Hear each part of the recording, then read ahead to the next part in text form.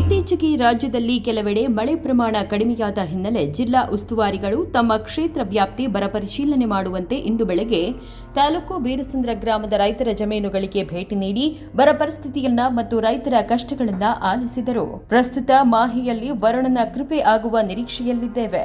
ತಾಲೂಕಿನ ಎಲ್ಲಾ ರೈತ ಸಂಪರ್ಕ ಕೇಂದ್ರಗಳಲ್ಲೂ ರಾಗಿ ಬಿತ್ತನೆ ಬೀಜ ಲಭ್ಯವಿದೆ.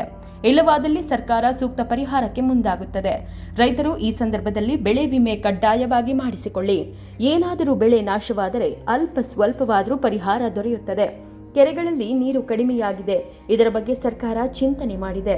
ಕೆರೆಗೆ ಅಡ್ಡವಾಗಿರುವುದನ್ನ ರೈತರು ಬಿಡಬೇಕು. ಮಳೆ ಬಂದಾಗ ಕೆರೆಗೆ ನೀರು ಸರಾಗವಾಗಿ ಹೋಗುವಂತೆ ಮಾಡಬೇಕು ಎಂದು ಸಚಿವ ಕೆಎಚ್ ಮುನಿಯಪ್ಪ ತಿಳಿಸಿದರು. 2692 ಕೆರೆ ಮಾತ್ರ ಆಗಿದೆ. ಕಾದು ನೋಡಬೇಕಾಗಿದೆ. ಆಗಸ್ಟಲ್ಲಿ ಮಳೆ ಬರ್ತದೆ ಅಂತ ಆಶೆ ಭಾವನೆಯಿದ್ದೀವಿ.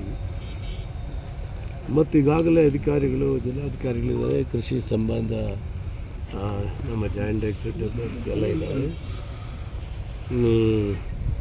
ಶಾರ್ಟ್ ಡ್ಯೂರೇಷನ್ 3 ತಿಂಗಳು 4 ತಿಂಗಳು ರಾಗಿಯನ್ನು ತಯಾರಿ ಮಾಡಿ ಇಟ್ಕೊಂಡಿದ್ದಾರೆ. ಮಳೆ ಬಂದರೆ ರೈತರಿಗೆಲ್ಲ ಕೊಡ್ತಾರೆ. ರೈತ ಸಂಘದ ಪ್ರತಿ ರೈತ ಸಂಘದಲ್ಲಿ ಕೂಡ ಈ ಗೊಬ್ಬರ ಮತ್ತು ರಾಗಿ ಕೂಡ ತಯಾರಿದೆ.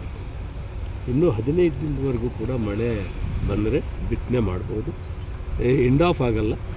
ಬೇರೆ ವೆರೈಟೀಸು ML 365, ML 361 ಮತ್ತು 365 ಇಂಥವು.